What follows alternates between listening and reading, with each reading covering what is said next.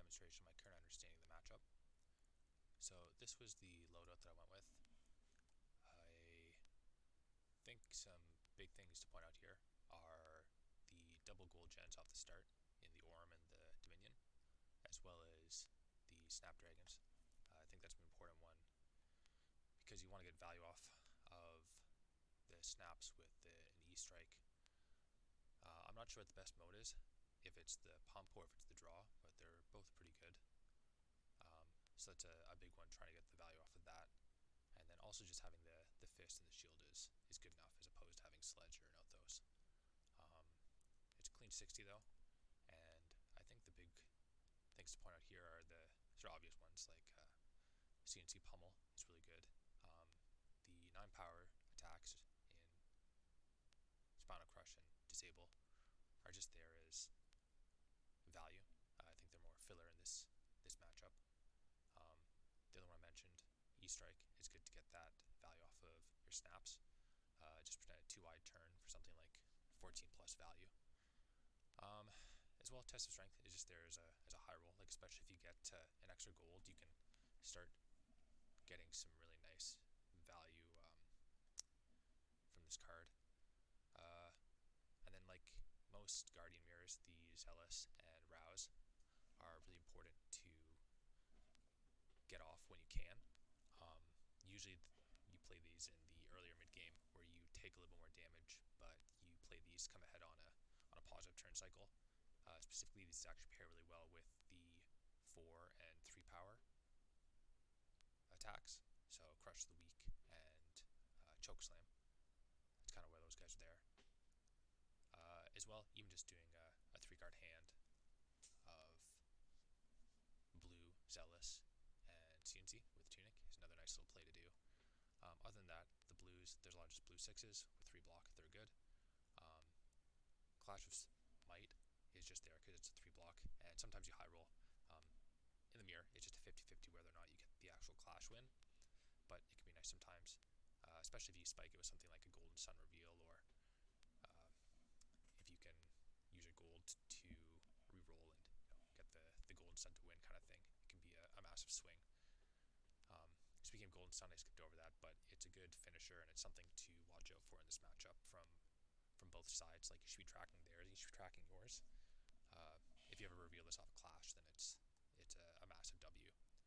I already mentioned most of the blues, but to wrap up the 2 more sort of big ones, the Macho Grande, it shouldn't be a matchup that goes to second cycle, but there's a chance, so it's really good to have that in the deck.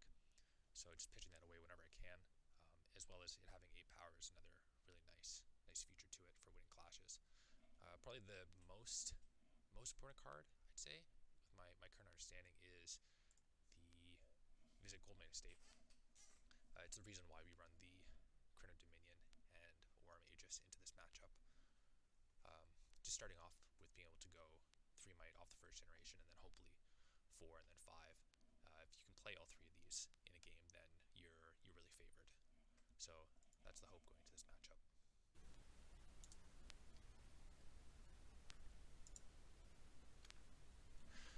So my opponent won the die roll here, decided to go first, which could be correct, could be not. I'm honestly not sure at this point, but I think he just wants to get value out of this turn, possibly leak some damage or set up a 5-card hand and then be able to block it with 2 or 3 next turn. Looking at my hand though, I do want to keep the Zealous, and I'm good to block with the other cards. And like I said before, it's a 50-50 on the clash hitting or not, so I'm fine to just make that gamble. Yep, so that's what happens. I get lucky, I win the flip. And then going into my turn, I'm really hoping to draw something like 2 blues here, so I can Zealous and go for it. But in this case, I think I just play out the Goldmane here, try to get some value off that. And I'm not too upset with the hit here. Makes it a little bit awkward with the pitch, but looking back at this, I still do like the idea of arsenaling the Zealous, because on his turn, I'm expecting he's just going to send the Thunderquake. So here he wants to block with 3 cards, 2 or 3 cards, so he can get Arsenal and send the Thunderquake, or just block with the 3 if he doesn't have something he wants to Arsenal. So I'm fine to just send the 7 here, or the 8 here with the Might, and then Arsenal away on the Zealous. I think it sets me up good for next turn, because I might be able to possibly get a little bit of tempo if I get a nice on hit with the Might. So I'm expecting him to block with 2 or 3 cards here.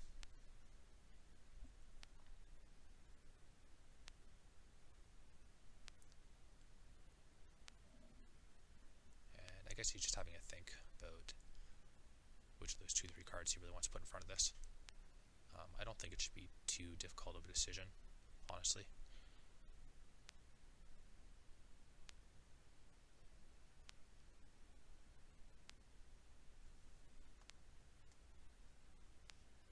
Okay. Yeah, so he must have some sort of go again here if he's making that play. We'll see what he comes up with. Yeah, so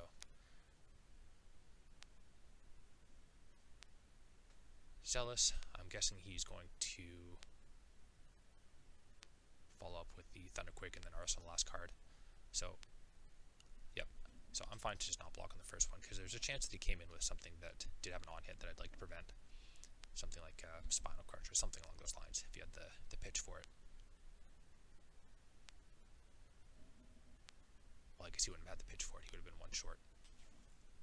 But I'm fine to just try and find a way to play out my Goldmane and then Zealous and then CNC. That's the hope here. Got a little bit unlucky. So with the Zealous and Arsenal, I think I do like the play of just sending the CNC here, holding on to the Test of Strength. I think I tried to get a little bit lucky here by popping a gold, just because I found the 2 visits so early on. I want to use it as a way to get advantage. And I suppose looking back, that may or may not have been correct. Because it's the same effect here, where I would have just thrown the CNC. I would have IP'd myself, but I basically just lost a gold. I think it is correct. I mean, I'm running 30 odd blues, so it does make sense to do it this way, I believe. And no matter what, I'm going to try to get some kind of armor out of him. Here, revealing another Test of Strength. These are kind of the tough decisions in this matchup. I think I go with no here. Yeah, go with no, and I think that's the correct decision, to go with no. Not doing the reroll with the Victor Clash, because he revealed a 6, so there's a chance that there's something like an E-Strike or some other low roll, and I think it's not a favorable reroll for me. If he had revealed a 5, then I think I might have taken the reroll, but yeah, not quite sure.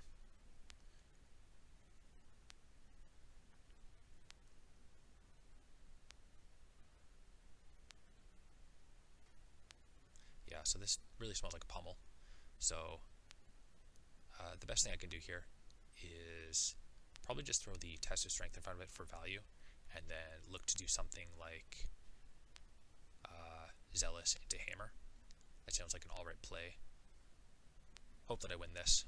I think I end up throwing the Orm in front of this, just because I don't want to give it to him for free. Because if you can just arse on the Pummel or do something along those lines, then it kind of sucks. So I do like this, and I'm actually pretty nicely rewarded by getting that Golden Sun hit, which forces him to use up the 1 gold token, which I think is a mistake on his side. Oh. What's he get up to here? I don't think he changes anything. I just let him undo, because nice guy like that. But yeah, I think it's a mistake for him to sacrifice the gold here. I think that he should probably just let me have that so that his visits are online. Yeah, so obvious Pummel was correct.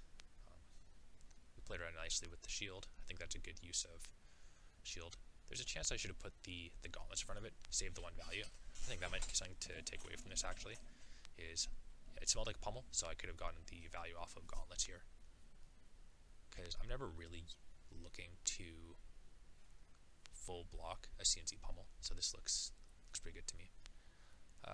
Anyways, since I won the Clash, I get the extra card here, and I still like the line that I think I take here, which is discarding the Buckling Blow and then coming in with a Zealous into Crush of the Week. It's a pretty good line here. Oh no, yeah, the Zealous dies because of the CNC. Yeah, I do like this line. Yeah, this was I had the correct line of thought in game, where I just wanted to send this, because this, if this hits, he can't swing his fist. Yeah, so he double clashes. I lose the first clash, and I look to re-roll the first one, which I think is correct, because you kind of get double value on it. Because if I win this clash, then I'm also guaranteed to win the first Trounce, and I can't re-roll because I've already lost the first clash. The hidden text on Victor, you can only re-roll the first time you use a clash, so I'm kind of forced into here, and I get the double value, which is really nice. So I think he probably should have organized his triggers the other way, just so I don't get that value, honestly. Either way, he just comes in with the Titan's Fist for 4, and I'm fine to just block with 1 here and then send the Rouse into Crush. I think that's a good line. I'd still take that exact same line. I don't want to arsenal any of these cards, and yeah, they're blue block 3s, so keep going with that. It's always a thought in these games of, do I want to try and crack the gold for extra value? And this hand is just good enough by itself, right? This is coming in for 15 value off of 4 cards, 15 because of the might that he gave me, so realistically it was 14 value, which is what you want to be doing in this matchup. You just want to be coming in slightly ahead of value on every single turn. Yeah, so once again, he's kind of forced to put 1 card in front of this. There's a chance he could, well, he's not really forced, but it's just a nice efficient attack. It's why you run it in this list, because it does double duty as both a disruptive piece against aggressive decks, as well as just a nice 3 cost, 7 power. Yeah, not worrying too much about my pitch stack right here. Putting 2 Thunks back in the stack is really nice. Here I smell a Pummel, right, or a potential Pummel, so I think I should be putting the,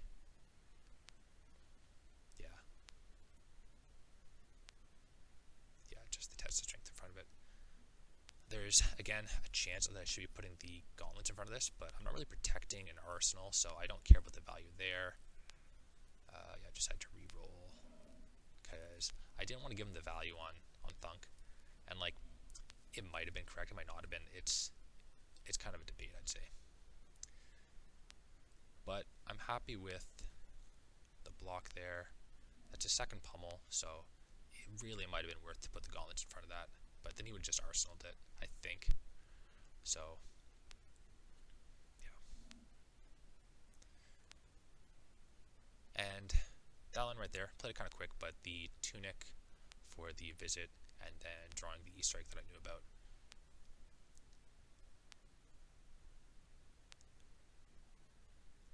Seems correct to me still in retrospect. The next card is Unknown, so there is some thought to cracking the Snapdragons, since I believe I also saw another E-Strike that I blocked with. Or maybe not, maybe I'm misremembering it's his. But yeah, that's a consideration of trying to high roll, draw the blue, and I don't think it's really worth it.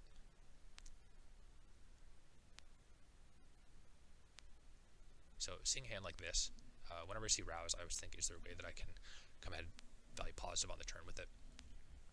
And in this case, I think I just try to find a way to arsenal my, oh no, I do it this way, yeah. Yeah, so coming in with the disable, because with the 3 pump from the might, it forces an extra card from him to save his arsenal. And I think he kind of waffles over this a little bit. Yeah. He doesn't need to play around Pummel. I'm not representing that.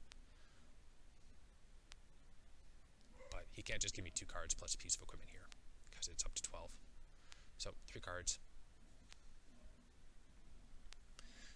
And yeah, I'm happy to just arsenal the Rouse and move on.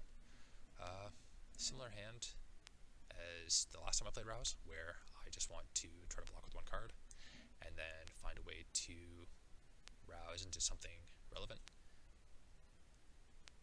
or rouse into something for value. So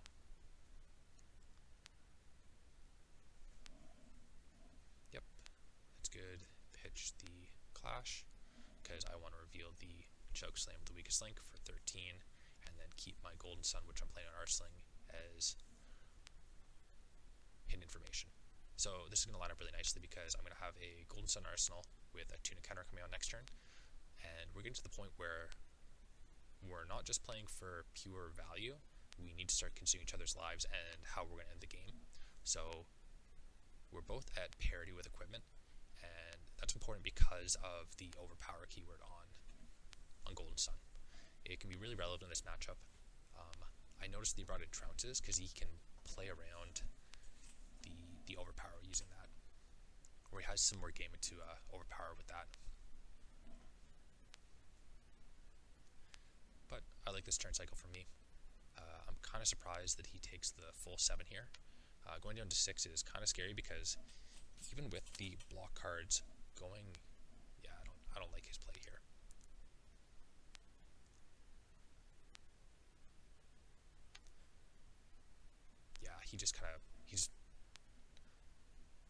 Yeah, I'm not a fan of that. He drew into that. So he did not know it was there, I believe. I don't think we clashed last turn for him to know that. But here I did make a decision that I think I would change, and that's blocking with the Chokeslam over the Disable. I know my line of thinking, and it's that I'm hoping to just park an Arsenal and then be able to hold 2 cards off of this, and then send a relevant on hit against them. It's a little bit scary because I can usually come up resource positive using my gold to pitch a blue and then have one float and then draw another blue. It lets me get to 4. So that would make me be able to play a 2-card hand with Chokeslam. So I think I should have played into that line. Funnily enough, I'm not punished. I'm actually rewarded for this, keeping the Disable, because of the way this Trounce works out.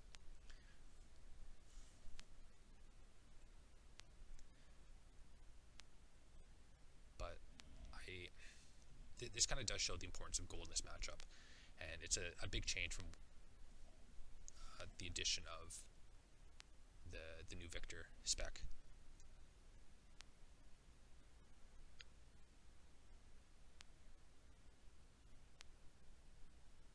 Yeah, so I won the first one, and then in the second one I get a chance to reroll because he got a 5, so I figure I'm going to come gold positive if I do like this. So notably, I have a Vigor, which is going to help me spend my gold to play the Disable. So it lets me do it off of a smaller hand here. So I can keep 2 cards, well, 2 or 1 cards.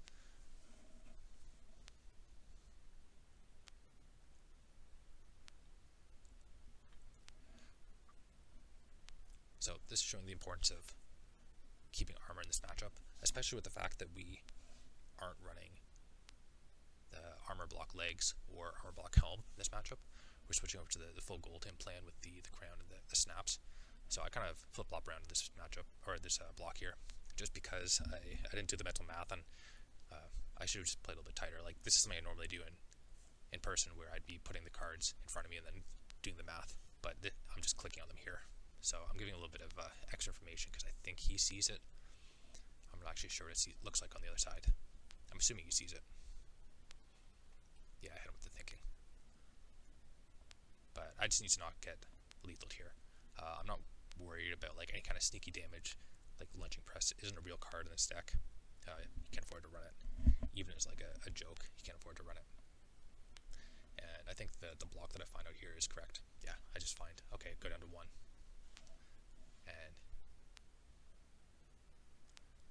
nope, take the card back.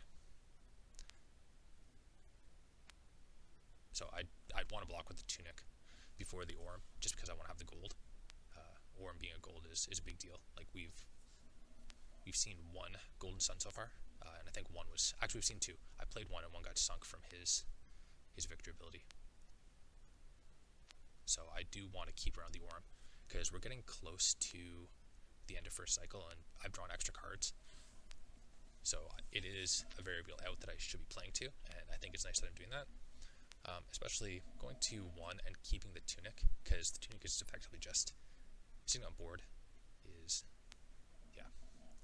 Sitting on board, I might be able to get to use it again, especially if I get him in a blockout cycle. So trying to do that play that I talked about, except for I get one extra card, which actually is a nice thing here, because it lets me do exactly the play that I talked about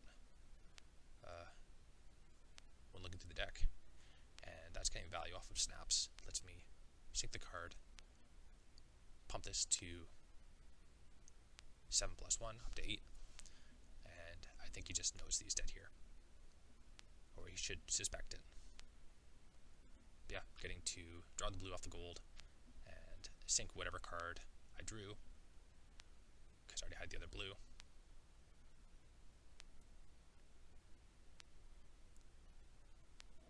But importantly here, if I didn't win that clash for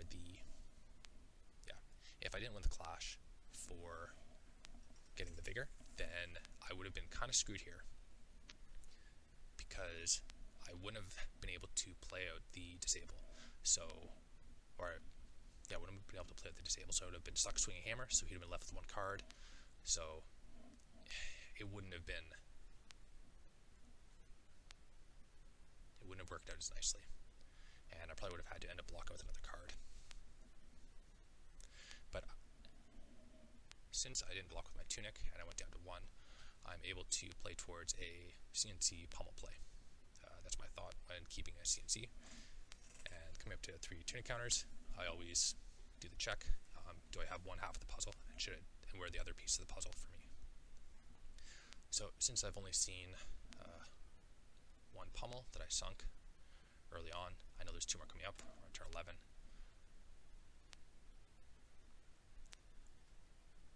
So I think here, do I want to try to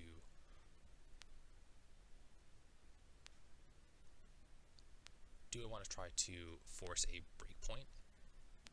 Because if I do win the might, then I can force an extra card effectively from his hand. Here, I actually make a decision to block with 2 cards instead of equipment, 1 card in equipment, which is an okay decision. I think in retro I probably should have given the gloves and 1 cards, putting the CNC in arsenal, or keeping the CNC. But it doesn't really matter here, I don't think, because he overblocks anyways, trying to play around the Pummel, which he probably should, and then hope that I brick. Or he's respecting it. I don't think it really matters at this point.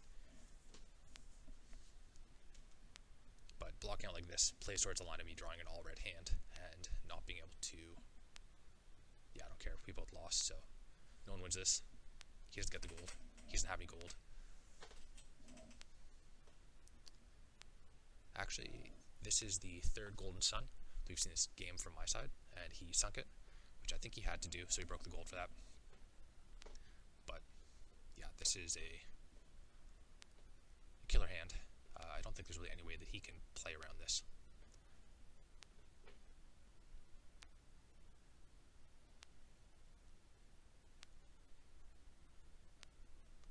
I'm just trying to decide whether I pitch the strength or the Pummel. Sending the Pummel just because I want to have the test of strength in case I need to block a 4. And they're both being reds, it doesn't matter whether I keep 1 Pummel or whether I keep 1 or 2 Pummels. Sorry, if I keep 2 Pummels, I need to always have the 1 in the arsenal. Yeah.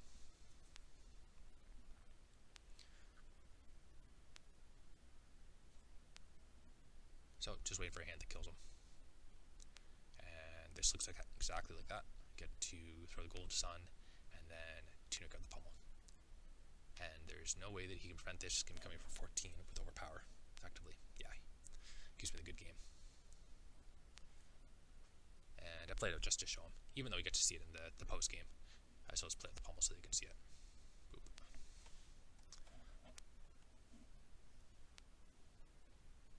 Yeah, 14 turn game.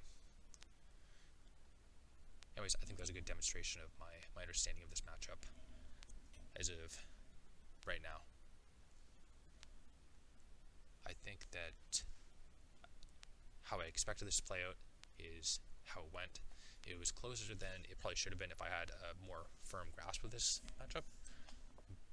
But there were definitely some key takeaways, like the usage of snaps to get value off of your E-Strike, as well as just trying to line up CNC pummels.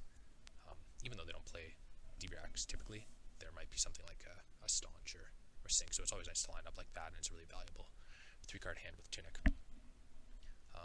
As well, I played all 3 of the Goldmane Estates early on, in I think like the first half of my deck, which is really big. I did a good job of pitching away my Machos, and managed to play out